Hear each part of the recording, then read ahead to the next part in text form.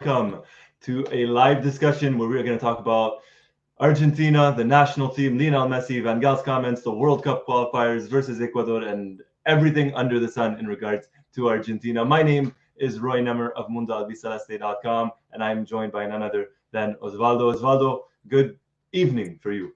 Good evening. How are you? Yeah. Hello, Roy. Hello, everyone. Excited for Thursday's match. Finally, we're gonna see Argentina playing not only friendly matches after the World Cup. We're gonna see them actually in action with some important matches. There's a lot to talk about. Ecuador has this start with 3 points minus three because of the bad inclusion of a player. So it's gonna be interesting. Thursday's match and also this beginning of Argentina in the qualifiers. Yeah, it's already so soon. We were kind of talking about this a little bit off air, but not even a year ago, Argentina won the World Cup and celebrating, and we're still celebrating. And now all of a sudden, it's the World Cup qualifiers already, and that's absolutely incredible. We're getting some people joining us. Everybody, welcome once more. Let us know in the chat, as always, where are you watching us from? Where are you joining us from? Let us know. We always get people absolutely worldwide. And we'll kick things off. I'll ask you a question again. We were talking about this before, Osvaldo. On a scale of 1 to 10, how excited are you for the start of these World Cup qualifiers? Look, to be honest, I would say a seven, maybe 7 or 8. I'm always excited to watch the Argentina national team. It's something that doesn't happen as often as watching my club, that is Boca Juniors, for example. So I'm always excited, even if it's a friendly match. But this time, as it's kind of more important match because this one actually counts for the standings of this qualifying. I think that it's gonna be more interesting. That maybe the players are even gonna try harder than those friendly matches after we won the World Cup, which was basically just showing the world that we won the World Cup. It was incredible. I saw the entire of those games, and it was just great. They deserve it. It was good that that happened, but of course, yeah, it might have been soon because it feels like we won the World Cup not so long ago. But it's also true that even for the players, I think that okay, yeah, we won the World Cup. It's okay. We've done plenty of interviews saying how we won the World Cup, how we scored the goal against Netherlands, Croatia, France. But it is over. We have to get to that point that it is over. Of course, we're gonna remember it for our whole life. But there's another World Cup in 2026, and it's in what, 3 years already? Not even 3 years, less than 3 years Wow. already. So it's gonna be interesting. It's gonna be interesting. I don't know you. How excited are you? I'm look. I mean, I'm very excited. It's always fun to watch this team play. I get excited for friendly matches even. This time it feels a little bit different because, like you said, we just won the World Cup, and it's like so soon. You know what I mean? Like the hype, the excitement is still there. It's so soon, but I would say maybe yeah, about a 7 or an 8. I think we really get going. I think once October hits, once we're really into it, I say a 7 or an 8 now, but I know that an hour before the match starts versus Ecuador, it's gonna spike to a 10, and I'm just gonna be super excited. And then after that, versus Bolivia at altitude, which is maybe a little bit more of a tricky match, a little bit more difficult. It's gonna get more exciting.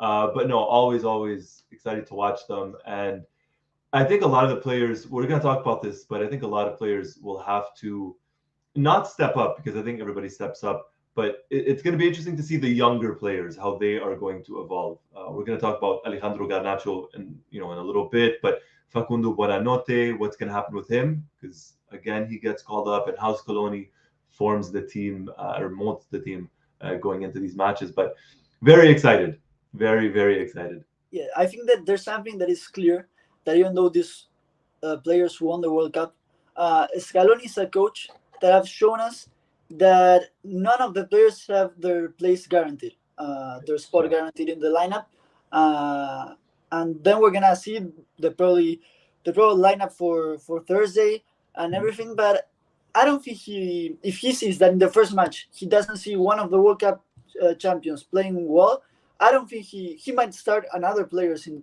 against Bolivia. Like Yeah. I honestly think that he's a coach that chooses the players based on how they are playing right now in this moment than how they played a couple of months ago. Yeah. Oh, I agree. And Scaloni has shown that in the past. I mean, he even showed it at the World Cup against Mexico in the second match. He wasn't afraid to make any changes whatsoever. Before we get any further, let's take a look at the chat. So, Paro Miguel, 1:03 a.m., all the way from Nigeria. Welcome. Incredible. West Ham Clips, hello. Love from Malaysia, from Shafines Fitness, sorry. All the way from Nepal for Rian. Good morning. I mean, it's good evening for us, and it's good morning for Aminul.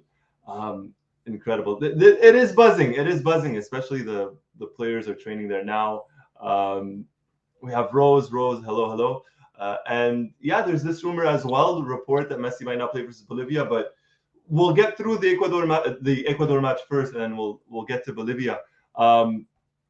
The first thing, and I think, you mentioned that Scaloni's not really afraid to drop some players or make some changes.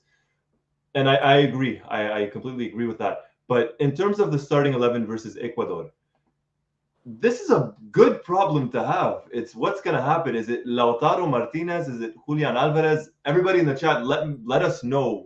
Who would you start, or do you start both? And Osvaldo, what do you do if you're Scaloni? Yeah, I think this is a great topic to debate, because me personally, even though from the reports I've heard in the last couple of days, he doesn't, it seems to be one or the other one. Me personally, I would love to see them together because of several reasons. One is that out of the 11 players in the lineup, I think those two are probably the ones that are in better shape in the last couple of months. I mean, both of them were finalists of the Champions League. Lautaro Martinez with the number 10 and being the captain of Inter, just scoring goals and goals. Of course, in Argentina and in the World Cup, he didn't play that well. Well, he was injured, right? He was injured, of course, and we got the power outage. It's the power outage. I'll be right back. But continue. I'm listening to you. Perfect. No worries. So yes, and then Julian Alvarez, who in Manchester City is now playing, having more minutes than he had before. And there's something that both players in both teams, in Manchester City and Inter, they have this particularity that they also play with another striker. Julian Alvarez plays with Haaland, and Lautaro Martinez used to play with Seco. Now I know he's playing with also another striker. So they're used to play with another striker. I think this reminds me, even though I wasn't even born actually, when the Crespo Batistuta debate was there. Oh my gosh, you weren't born for that? I feel so old now. I was born in November of 2001, so I was just born. Okay.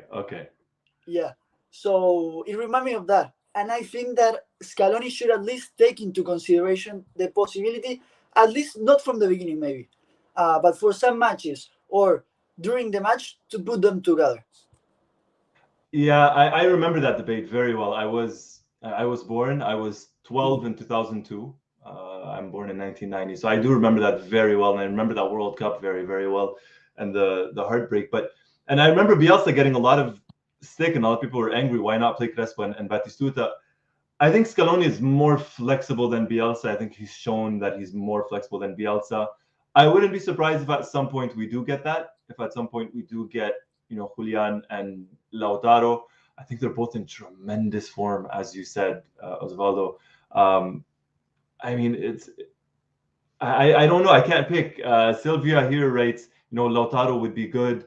I think both are going to play in both matches. I think we're going to get different 11s, different starting 11s for the both games versus Ecuador and Bolivia.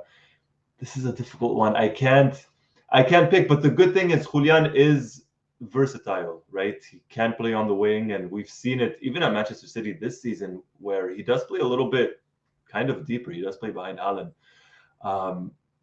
If you had to pick just one, who would you go with? Oof, it's a tough one. It's a very tough one. If you had to pick. If you ask me before Julian Alvarez was having actually minutes in Manchester City and being part of the starting lineup and scoring goals, I would say for sure Lautaro Martinez and maybe Julian to start from the bench and then come in. But now it's a really tough one, because Both players are in a great form. Maybe for what Scaloni wants, or his idea that he has, that he wants the striker to pressure a lot, maybe Julian Alvarez is better doing that. So I would go with Julian Alvarez. You would go with Alvarez. Okay, okay.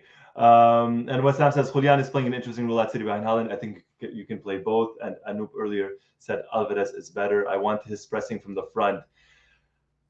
See, I'm worried that if Scaloni starts Julian instead of Lautaro, I'm worried how that could affect Lautaro's confidence. That's my worry, because I think if Lautaro starts and you bring Julian off the bench, I think Julian might, I don't even know how to say this, might accept it more, right? Yeah. Knowing that he's still kind of number two, maybe behind Lautaro, and because he's still young, he's still learning. But starting Julian instead of Lautaro, I'm just interested in seeing how Lautaro takes that. Does he take it as motivation, right? Or does he take it as, well, I'm no longer the number 9, right? That's going to be the interesting part for me. If I had to pick, I think Scaloni starts Julian. I would start Lautaro for the reason that I just mentioned, because I don't know how he would take being a substitute. But I think we end up getting Julian starting versus Ecuador, and then versus Bolivia, who knows? I think both are going to end up playing versus Bolivia. Yeah, that's, I think, mainly like the main doubt maybe for Scaloni for this match, because in the rest of the lineup, there's basically no doubt, I think. But this one is really a really tough one. It is. And yes, and I don't think he will change the formation to put 2 strikers. No. Maybe at some point during the game. And also, I think, like, let's take into consideration this, that I think football after COVID has changed in this, that now the coaches are allowed to make 5 substitutions. So the starting lineup is not as important as it used to be. Yeah. Because now your lineup is for about 12, 13 players that are rotating all the time. So maybe we think that either Julian or Lautaro start in the bench, but they might get in the minute 55, 60, and that will still be important. Yeah. No, that's a good point as well. Right now, having the 5 substitutions is it plays a different role than having just the 3. I like this point here by Adjunan, who says teams will sit back against us, and I could see Ecuador sitting back against us.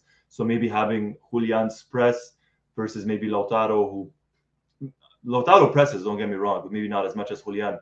So maybe playing Lautaro instead of Julian in this case might be a better option. And Adjunan says versus Bolivia, you got to go more with Lautaro. And I think Lautaro is the one that scored the first goal versus Bolivia 4 years ago, if I'm not mistaken. The lucky-ish, well, not lucky, the deflected goal kind of thing. So I would go with Lautaro. You'd kind of go maybe with more Julian, and we'll see what Scaloni thinks. You don't want to be Scaloni in that sense, having to pick. Yeah, there are several reports that said that, and I was listening to Gaston Edul today, and he was saying that it's most likely to Scaloni to change a couple of players between Ecuador and Bolivia. And Bolivia, let's remember that they're playing in Bolivia, in the height of Bolivia. So maybe the strategy is different. So I wouldn't be surprised if he chooses, for example, Lautaro Martinez against Ecuador and then Julian against Bolivia. So that's something. Yeah, and I think we're going to get that as well with Di Maria and Nicolas Gonzalez as well. I think both are going to end up playing maybe in both games. The big question mark is Messi, because there are rumors and reports that he might not play versus Bolivia, but who knows about that.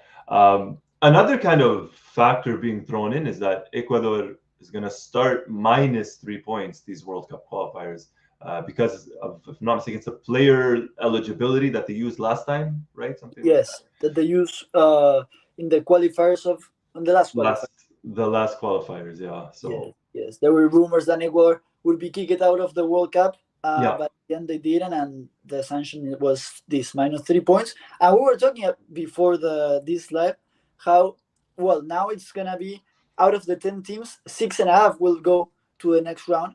And I think if it wasn't for these 3 points, Ecuador, it's not that it would go on easily to the World Cup, because I don't know, it's tough. but they have really good players. They have Moises Oh yeah, Caicedo now in Chelsea. He didn't start well at Chelsea at all, I think, but he's a great player. The always dangerous Ener Valencia that we saw in the World yeah. Cup, he could score. Veteran, yeah. So they have good players, and they're willing to start getting some points, because it's gonna be a tough qualifiers for them. It will be. It absolutely will be. And we were talking about this off air about the 6.5 points. So for those that don't understand, the 6.5, so 6 teams from South America automatically qualify. The 0.5 play in the playoffs to try and qualify for the World Cup. Out of 10 teams now, granted, you would think, and again, we're talking about this, you would think Argentina, Brazil, most likely Uruguay as well. Those are 3 teams that would qualify. And for Ecuador, this is really a chance for them to really get going. So the fact that they would start with the -3 points, it's got to make you question a little bit their game plan going into the match. Do they settle for a draw? Do they try and sit back and hit on the counterattack, or do they just try and play man for man versus Argentina? If they try and play man for man, I don't think it's going to be a question. I think Argentina wins. Sitting back might take a bit of time to break them, but it's going to be interesting to see their game plan, their strategy going into the game. Yeah, I agree. I think they might sit back. That's the most logical thing to do. Of course, they started with -3, and you think, well, let's just try to win every single game, but that's not how it works. They should think it as a long process thing. And getting a point from the last World Cup champion in the country, the World Cup champion, it would be very big.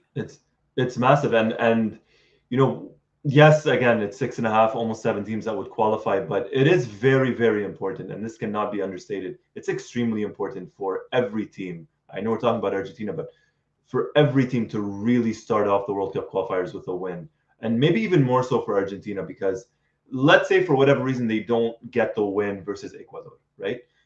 A win versus Bolivia is far from guaranteed at altitude, right? So then you could potentially go into game 3 in October, which I think is versus Peru, I think, maybe with 1 point out of a possible 6.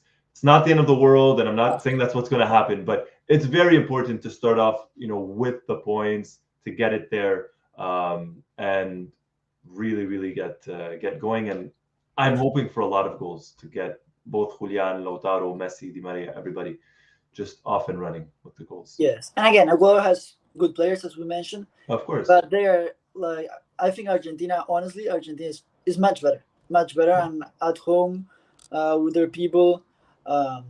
Of course, the matches have to be played, but I think we're the favorites for sure. Yeah. No, yeah. I agree. No, I completely agree. I think Argentina wins. I know we normally Seba would kill me for this, and he doesn't like predictions, but no. I think Argentina does win. I'm not saying they won't, but it's just important that they start off with a win. But it's also true that was it in 2018 the qualifiers that our first match was against Ecuador in the Monumental? Yeah, at the Monumental, and I think Lavezzi scored, and they drew that 1-1, if I'm not mistaken. Oh, and the one before, I think we lost 2-0 in the Monumental, and it was the first match. That was 2018. Yeah. 2018. Yeah, sorry. The Lavezzi goal I'm thinking was the 1-1 draw versus Brazil. At Brazil. Yeah. Brazil, now I remember. Yeah, and that they scored us in the last couple of minutes, those 2 goals. That was tough. Yeah, and Ecuador started with, I think it was 6 points out of 6 in the first 2 matches, and they ended up not qualifying to that World Cup. 2018. Yeah. In 2014, I think Argentina started versus Venezuela, I think, away from home, which they lost 1-0. And then they played Bolivia at home, and they drew that 1-1. I think Lavezzi scored that one. And then the third match was versus Colombia, where it was the comeback, the come from behind with Messi and Agüero scoring. But yeah, it's the second edition now. I think it's the exact same schedule as 2000. Yeah, as last time, as 2022 for that World Cup. It's the same matches, so it'll be fun to see. Another thing that's fun to see, and I want everybody's opinion again. This is a fun one. And we spoke about Lautaro and Julian. What about Enzo and Alexis? How do you play that? Do you go as is because now it looks like the roles are almost reversed at club level, where Enzo is playing a little bit higher, and Alexis a little bit deeper. So what do you do? What do you guys do? And obviously I'm throwing it to you as well, Osvaldo. Yes, this is a good one. It's a strategic debate, or tactical debate. That's what I Tactical, want to say. And yeah, I mean, if we see how we play in the World Cup with Enzo as the defensive midfielder and Alexis more on top, um, I think they should play. They should play like that. Alexis in Liverpool, even though he was ovationed in Anfield the last time they played, uh, I don't think he's very comfortable playing as a defensive midfielder. That's why they try to buy Moises Caicedo, Yeah, but at the end he went to Chelsea because McAllister playing in that position, he doesn't play as good as he does when he has a defensive midfielder. Uh, Enzo Fernandez on the other side, he talked to Pochettino before the start of this season, telling him how he wants to play more on top in the field and maybe not so defensively. He's playing more higher on the pitch with Chelsea. He's doing it really well, but I think that in this case he will play as a defensive midfielder. yeah, yeah. I think that's what we're gonna get as well. I think Alexis has shown in the matches with Liverpool, even though I think he's played well. I mean, there was that one match where he got red carded and that got overturned because it was not a red. But specifically the last match, as you said, a standing ovation. He's been playing well, especially considering. I mean, even at Boca, I don't. He's the number 10. He's not a defensive midfielder, and at Brighton too. So for him to play as more of a defensive midfield role for Liverpool, all things considered, I think he's done well. But yeah, I don't think Scaloni plays him Yeah, as a defensive midfielder. No. yeah, and there's some players like, for example, Paredes. Paredes started as a Yeah, number 10. correct. He also started in Boca Juniors, and then finally now we all know him as a defensive midfielder. But I don't think McAllister could end up there in that position in the future because he has different qualities that Paredes. They're similar in some ways. Both like to Yeah. have the ball, do both make great passes, but I think McAllister likes to play more higher in the pitch. Yeah. No, he does. He's more comfortable. He's more comfortable for sure. Adrian says, I would go with Enzo as the 5 along with De Paul. He can cover space. And Ochelso, these three can give each other headaches. Messi takes playmaker role. It creates many chances. We need to find Messi. And it's actually interesting that you mentioned Lo Celso because Argentina are without Lo Celso and without Dybala up front. So due to injuries, of course. So this time around with no Lo Celso, this might give the opportunity maybe I don't know, maybe to Buonanotte or another midfielder to potentially step in as a substitute because we mentioned it earlier. I think Scaloni plays a lot of players in both games, especially versus Bolivia. Yeah, or even let's say that he takes out Alexis in the middle of the game, he might put Guido Rodriguez and make Enzo Fernandez Yeah, go play higher on the field. higher up front. Yeah, let's not forget Guido. Guido is the only pure actual defensive midfielder on the team. Yeah, Paredes has been converted into one, but I mean, we see him with Argentina. He likes to go up front a little bit with Roma as well, Juventus before. But Guido is the only pure number 5, so to speak, defensive midfielder. and it's also true that Enzo wants to play higher on the field, and that's what he said Pochettino, and he's playing great. Yes. Yeah. But it's also true that we won the World Cup with Enzo playing as the defensive midfielder. So if I was Scaloni, I would say, all good with you wanting to play in Chelsea higher, but with us, you won by playing as a defensive midfielder. Yeah. So that's funny. Yeah, if it's not, it's like that old saying, if it's not broken, don't fix it, right? Yeah. Adrian mentions, I mean, Palacios as well. Ezekiel Palacios is not a bad substitute. He's been playing very well for Bayer Leverkusen since last season. Yeah, we very got options. A lot as a starter. Yeah, yeah. Bulby says in the critical matches, De Paul, Enzo are essential to start, and then the position which Mac Allister plays can alternate with Lo Celso, and that's going to be very fun to see. I know Lo Celso is injured now; he's not 100%, but let's say next month, if all 4 of them are fit, how Scaloni approaches the game, because Lo Celso is one of his favorites. Yes, but it's also true that, for example, in this in this one he called Beltran instead of Giovanni Gio Simeone. Giovanni Simeone. Why was that? I think that was because Simeone doesn't play in Napoli, and the truth is that Lo Celso doesn't play in Tottenham. Yeah. So that's also something that Scaloni takes into consideration, playing time. Yeah, he does. And let's not forget, before Dybala wasn't always, I mean, Dybala wasn't even called for the Copa America, and he was healthy, but healthy. He wasn't playing either, and he was just coming off injury. So that is very true. And that's one thing I personally like about Scaloni. It's, in a way, it doesn't matter who you are. If you're not playing for your club, you're not going to get picked, right? And Beltran was doing very well with River, joined Fiorentina now, and we know what Simeone can bring to the team. We'll see what Beltran can bring to the team as well. This could be another thing as well for Beltran. It's because Italy were interested, and we know Italy's been going after a couple of Argentine players too. Let me ask you this. Thiago Almada, I know a bit of a surprise question, but do you bring him on as let's say Argentina's winning 2-0? Do you bring Thiago Almada on? Do you see what he can offer the team, or do you go with maybe someone like a Palacios or Guido, a little bit more defensive in Guido? I guess it depends on how the game is developing, but in that case of the 2-0, of course, Almada is a great player with spaces, and imagining in that case with a 2-0 winning and Ecuador trying to score, Joao Almada with spaces, it's really, really dangerous.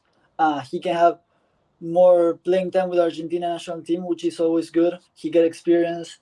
He's a great player for the future. Hopefully he moves from the MLS. But yeah, of course, Joao Almada is always a nice player, a good player to watch. Nice. Yeah, no, and I agree. I'm a big fan of his. I know a lot of people don't like to give him maybe the praise that he deserves because it's the MLS, but I enjoy watching him. You mentioned something. And again, sorry everybody, this is a power outage that's going on in the city. It's ridiculous because of the heat waves and everything. We'll fix it. But right before I fix it. How hot is there, Roy? What's that? How hot is there? It is 42 degrees Celsius, which is over 100 degrees Fahrenheit. So yeah, that's why we keep getting these cuts. But you mentioned something earlier about Almada. You said the future. What about Garnacho? There's one for the future, and he could be fully tied up for Argentina by the time this is all done. That's true. If he has some more minutes today, not today, on Thursday, he will not be able to play for the Spanish national team in the future. He has a great future. Maybe this season in Manchester United, he has had a couple of minutes as a starter in the beginning. Then a couple of players like Sancho and Martial also took his spot, and he's not as starter as he was at the beginning of this season. But I'm sure that Garnacho is gonna be a key player for the future. Even when Di Maria retires from the national team, that hopefully is not soon. But of course, how old is Di Maria now? Like 35? 35, yeah. 35. He's, I think, just a year younger than Messi. Yeah.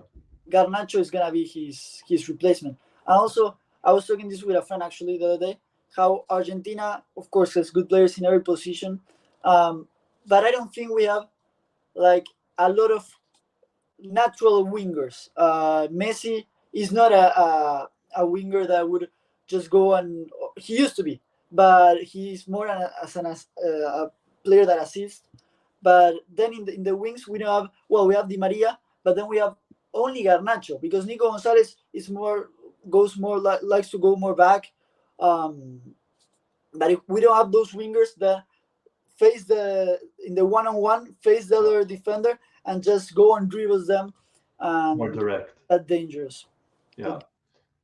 No, and I agree. I know Caspian says Nico's a great winger. I agree, and I'm a massive Nicolas Gonzalez fan, but I do agree with you as well, Osvaldo. Garnacho's more direct, right? He's not a two-way player like a Nicolas Gonzalez. Nicolas Gonzalez offers something different to the team. He offers that defensive cover. He's even played left back for Argentina. Was it versus Ecuador or Paraguay? I can't remember in the qualifiers, but they are very different. I think Garnacho, I've said this in the past, I think Garnacho will ultimately end up becoming Di Maria's replacement when Di Maria steps aside, when he does retire, whether it's after the Copa America or who knows when. So I'm glad that Garnacho's there. I know he's not everybody's favorite player, the whole Cristiano thing, and I understand that, but he's talented. This season hasn't been the easiest for him. Only a couple of matches in. I don't think he's fully hit his stride, so to speak, to get going. Although he scored a great goal that was called for offside, which still is kind of debatable. Yeah, in regards to that, but no, good for him. I think he's talented, and I'm happy he's in the team. And it's good to have these two different types of wingers because yes, Nicolas Gonzalez is a winger, but they're very different. As you mentioned, Garnacho will dribble, and Garnacho's his pace off the bench.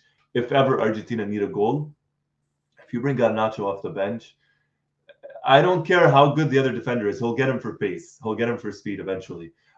So it's gonna be fun to see his progression and to see how many minutes he gets, not just versus Ecuador or Bolivia, but in general from now until the Copa America, and if he ultimately makes a Copa America team. But the good news is it does look like he will be tied down for Argentina. Yeah, he's still very young. He already said that even that he doesn't need these 3 games to be tied up to the Argentina national team. He already chose Argentina, which is great. And I'm sure he's gonna have some minutes in these 2 matches. I don't know, and I want to ask you: do you think he's gonna have minutes against Ecuador? I think so. I think he gets minutes versus Ecuador because I don't think he gets minutes versus Bolivia because I think Bolivia is a different kind of match. Unless physically, I don't know how his endurance is, but if his endurance maybe is not up to par, we might see him versus Ecuador come on, especially because I think Argentina will take the lead, and ultimately Ecuador will have to chase the game. And them chasing the game, you bring on someone like Garnacho to kill them for pace. I think Garnacho gets some minutes versus Ecuador, maybe not so much versus Bolivia. And sorry, just as I'm talking to you, Seba actually sent me a message saying he got tickets for the whole family for Argentina versus Ecuador. Whoa! Yeah, so very, very happy. Congratulations for that, Seba. He's going to the game. But no, I think going back to the question, I think Garnacho gets minutes. You don't think he gets minutes versus Ecuador? I'm not sure. I think he's gonna get minutes in these 2 matches, but I don't know against Ecuador. I don't think if Scaloni doesn't feel he should put Garnacho in the game, I don't think he will put it just because of the 3 games. No, I don't think he plays because of that. No. Yeah, no, but I imagine more if the game is just 0-0 or 1-0 for Argentina. Even if we're losing, of course he's gonna get in. But I imagine him getting in. If it's more like a 2-0 or a 2-goal difference, maybe he would also get in but in a counter attack he could finish the game. That's it. Yeah. So you know what? He will play. He'll play. There you go. No matter whatever way we spin it, I think he plays. Because he's a pretty good dribbler as well, and he can draw fouls, he can draw penalties. So if Ecuador are playing deep, he could do that. And if Argentina are leading and Ecuador's chasing the game, you bring Garnacho on with his speed, and he can definitely hurt them. Anoop, Garnacho ruined the key pass for Messi after the amazing dribble. I think that was more nerves than anything. That was his first match, and I think he was just very, very nervous on the miscontrol. Caspian said Ceballos and Prestiani might blossom too eventually. We'll see. Absolutely. Still kind of young, but yeah, you never know what could happen. But yeah, go ahead. Yeah, I haven't seen a lot of Prestiani. I know he's a great project for the future. Yeah. Ceballos, I'm following him in Boca Juniors. Okay. Of course, he shows things that are different from the other players. He's still young, and I think he has to learn a couple of things on the game. When to go on those one-on-one and take those risks to be the defender. When just to pass it and continue the play. I think he still needs to be smart in those little things. But when he learns all those things of the game and how to be intelligent and smart and play for the team, he will be one of the best in his position in Argentina. Yeah, no, I don't doubt it. He's a special talent. He's really, really uh, a good talent and one of the younger play, one of the brighter young players in the league. Um, we're going to switch a little bit. We're going from young to kind of, well, I say old. Let's go with experienced. Louis Van Gaal's comments about Lionel Messi. Um, I mean, it was surprising. It kind of came out of nowhere. For those that don't know, essentially Van Gaal said that the World Cup was made for Messi and Argentina to win, and the goals that Argentina got were kind of given to them, and it made no sense whatsoever. Um, Surprising, Osvaldo? Yeah, at this point, I don't think they're surprising anymore. He's I guess a provocative coach, kind of Yeah. that style of Mourinho, I guess. I was surprised when I saw the comments this morning. First, I thought, okay, I'm actually gonna watch that part of the interview and not just read it, because sometimes when you read it, it's like, oh, maybe he didn't say that, or he didn't say it in that context or with that tone. But then I saw it, I listened to him, and he said that exactly He said that. that. Yeah, for sure. And well, then when you see what Van Dijk, for example, had to say, and then another Netherlands player, which name I don't remember right now, how they disagree Yeah. with, you see that it's just a comment. Um, yeah, a comment that he, in the heat. I would say in the heat, but the truth is that it's already been how much, like 9 months That already. So it's kind of weird. It's kind of surprising in that way. Like, when is he saying this? Yeah, that's the thing as well. I mean, he's joking here, Paulo Miguel, that Miguel needs help, but it is. I'll disagree with you. I don't think it was in the heat of the moment, because if he would have said this after the match back in December, then yes, I would agree. Emotions, but I mean, 9 months later, and you're asked about it, and you say it, it just comes off. This is perfect, Paulo Miguel. You come up just bitter, very, very bitter, especially considering everything that happened before the match with the Netherlands, what they said, and then the pitch, and you lost. I mean, their second goal came after what, 10, 11 minutes of time being given? No, it's true. No, you have a point.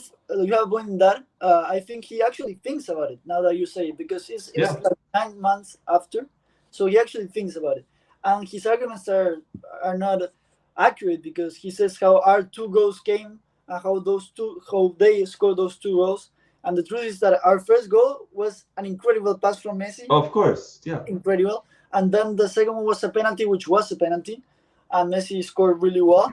yeah, And then, yeah, one header from Werhos, and the free kick. the free kick, which could be a foul, but if the World Cup was for Messi, they wouldn't say that was a foul, because it wasn't that clear of No, a foul. And no. then it was in the minute 10 of the aggregate. That was insane. Like, I think what I yeah, I think Yeah, that what he means is probably Paredes kick to the bench. Probably that, in my maybe opinion, may have been a red card. Yes, maybe, but it's still. no, that absolutely could have been, maybe in a different match or whatnot. It could have been a red card, and that part I kind of understand, but there's nothing to say, because he said the way Argentina got the goals. Well, Acuna got fouled, right, and that's what gave Argentina, or got Argentina, the penalty. Acuna got fouled. The first one, as you said, was a tremendous pass by Messi to Molina. So what can he say? And the comments from him before the match, when he was asked, how are you going to stop Messi, and he said, watch the game and you'll see, we'll show you how. It I don't know. And this is, maybe it's this. He's trying to be in the limelight, but at the same time, we know that Van Gaal doesn't necessarily do well with Argentine players. It started with Riquelme, and then Di Maria, obviously, at Manchester United. And I mean, this match, it could be just sour grapes as well. I mean, losing 2014, the semifinals, and now this again. It's interesting. It's Yeah, a funny one. Yeah, for sure, interesting. yeah. Before we wrap things up, one final question for everybody, and for you as well, Osvaldo. Your starting 11. Do you go with the same one that started the World Cup final? Look, let me see.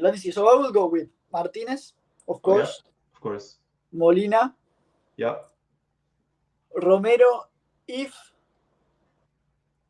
like I would go with Lisandro Martinez. We were talking before the app Yeah. that Yeah. he's not injured anymore. Like he's. Yeah. Lisandro's fit. It was just more of a knock slash precaution. So I he's would start with Lisandro instead of Otamendi, but it's also true that Otamendi in the World Cup did really well, and now in Benfica he's the captain. He's been the captain for a lot of time. He's one of those leaders in the Argentina national team with Messi and Di Maria.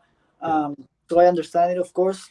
In my opinion, I would choose Martinez, but Lisandro. But it's totally fine. I totally understand Yeah. Scaloni. Then in the left back, I've been watching a couple of games of Tagliafico in Lyon. He has been playing consistent, I would say, but not in a great level. So I would Hmm. start with Acuna. Yeah. As Well, Acuna is not called up, right? He's injured. oh, that's true. That's true. So we gotta go So It's Tagliafico or Facundo Medina. yeah, yeah. So I would go. I would go with Tagliafico, and Tagliafico. then Enzo, Mac Allister, De Paul, Yeah. and I would go with the two nines, Martinez, Julian, and Messi. Of course, Oh. Scaloni won't choose that. But we were already Oh yeah. debating the Julian or Lautaro. I would say Yeah. both. They're two Oh. players that are in a great shape, and they should start together. I don't know how you want to make the formation. That's something that I will leave to Scaloni. Uh, Yeah. but I think those two players, those two strikers, should play together. Yeah. It would be fun to see. It would be fun to see. I I won't debate because I agree in that I think we should start getting Lisandro a little bit more included in the team. But I think Otamendi is going to be the starter until the Copa America. And then I think after the Copa, then we might see a little bit more of Lisandro.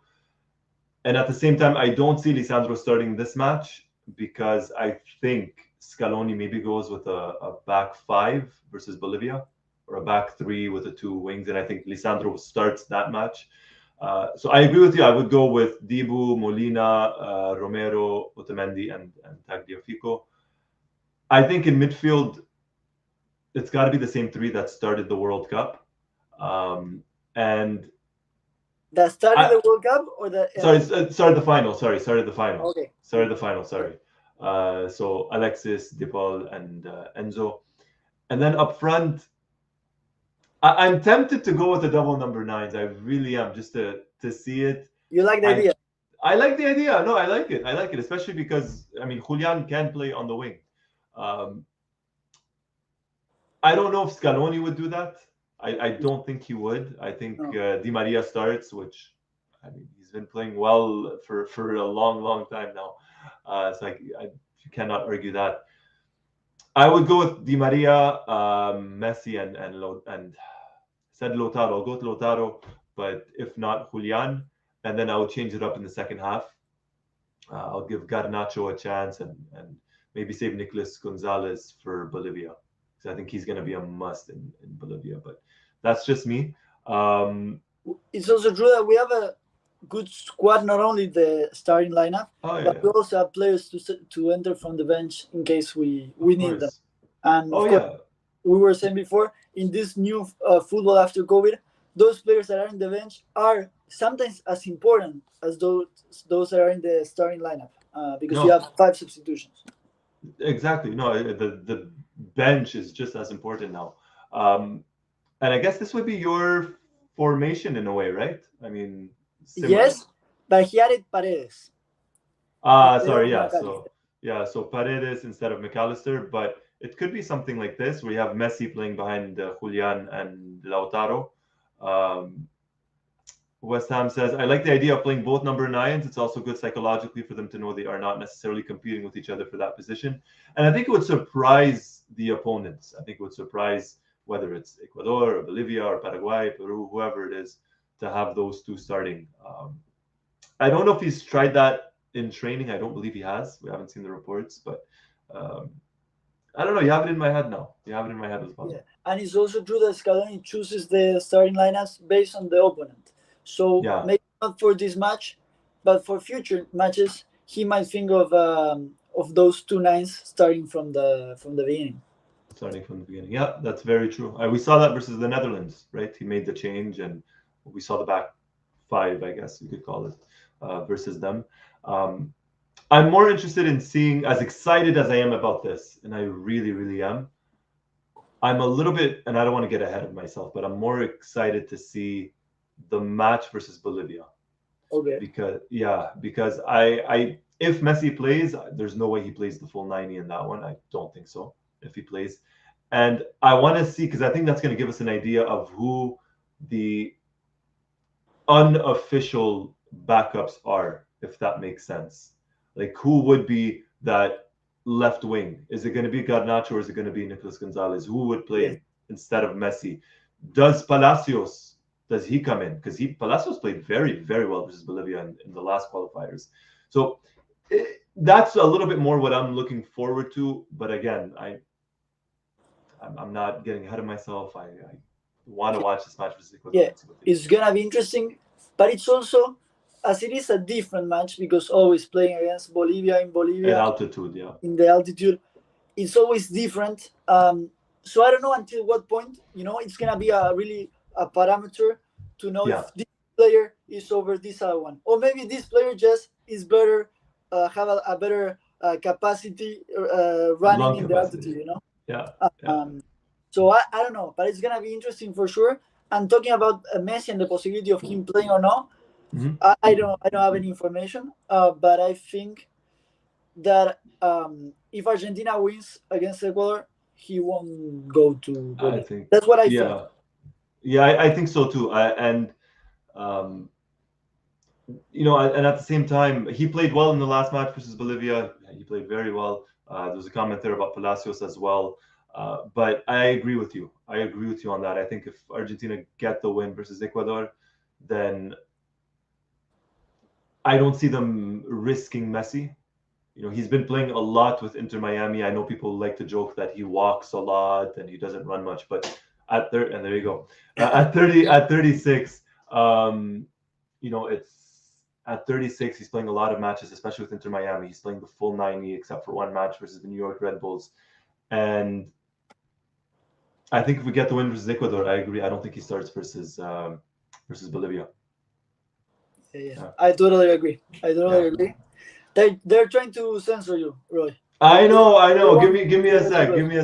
I'm just gonna click it back on. I can keep talking about the game against Ecuador and then the game against Bolivia on Tuesday, which I think is gonna be it's gonna be in the afternoon of Bolivia, so it's gonna be probably, I don't know if it's gonna be hot. That's a good topic too. How it's gonna, but maybe we can talk about it if we do a preview match of the match against Bolivia, because it's gonna be like at 4 or 5 in the Bolivia time. So I don't know if it's gonna be actually hot there. I mean, it's the winter right now, so I don't think so. Yeah, we can hear you. Don't worry.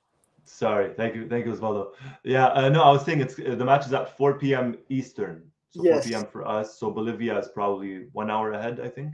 So probably around 5 p.m. So that's another thing. And like you said, if we do a preview, we'll definitely discuss the altitude, the weather, the players, and especially the players, because that's going to be the big difference, I think, in all of that. Yeah. Perfect. All right. Osvaldo, do you do predictions? I know Seba doesn't. I try not to. Why not? Yeah, because Seba almost killed me before the World Cup final. I know. Well, but World Cup is something separate. There, of course, the superstitions are real, but this, I guess, not as important. So I think Argentina will win 3-1. Messi will score 1. Lautaro will score another 1, and Julian will score the. Oh, all right.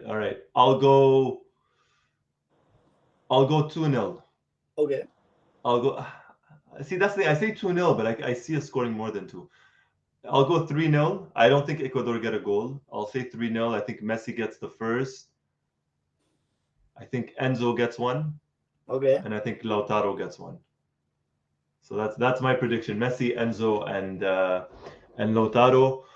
But hey, as long as Argentina get the win, I think it's all good. I think it's all Yeah, good. yeah. It's important to have a win at the beginning. Of Even course. though, as we were saying, this Argentina probably will qualify for the World Cup because Yeah. and a half teams out of the 10 will qualify, and there are some teams like Venezuela, Bolivia, and even Chile doesn't have really a good. Their golden generation is gone for Chile. Yes, yes, yes. Of course, it's always a tough qualifying. The one in South America because you have to play against Bolivia, but in the altitude, and against Ecuador when we have to play And, them there, it's also in the altitude. So it's always tough. yeah, Uh, and even Colombia on the heat. no, yeah, Barranquilla, and they have good players, Luis Diaz, of course. well, Uruguay has Darwin Nunez. I like Yeah. it's always tough, but I think that with 6.5 out of the 10 countries qualifying, it's a little bit easier. But Yeah. it's still very very important to start with a win because then if now you go to play in Bolivia, which Argentina historically have done not very well, so it's important to win on Thursday. Yeah, the last win for Argentina, I mean, prior to 4 years ago in La Paz, I think it was under Bielsa, was it, or Peckerman, and for the 2002, 2006 qualifiers. So it's not easy, as you No. said. It's not the best record, but it's a completely different game. It's a completely different game there. All right. Excellent, excellent. Well, on that note, thank you, Osvaldo, and thank you everybody for joining us. We're gonna be live, right, after the Ecuador game. Will you joining Yeah, us? Exactly. We're gonna be recapping live discussion after the match versus Ecuador on Thursday, and then depending on how things go, we'll do one against Bolivia as well, a preview and a review. Hopefully, this whole heat wave here is gone because it's happening throughout the entire region, not just like my street, but on and off because of the heat and the ACs and stuff. So hopefully that gets fixed. But anyways, on that note, thank you, everybody for joining us. Hit the like button if you haven't. Hit the subscribe button if you haven't, and hit the notifications button because you want to be notified when we go live or when a new video drops. Thank you, everybody, once more. My name is Roy Nemmer of Mundo Albiceleste.com. This is my dear friend Osvaldo. Thank you, everybody, for joining us. Take care until next time.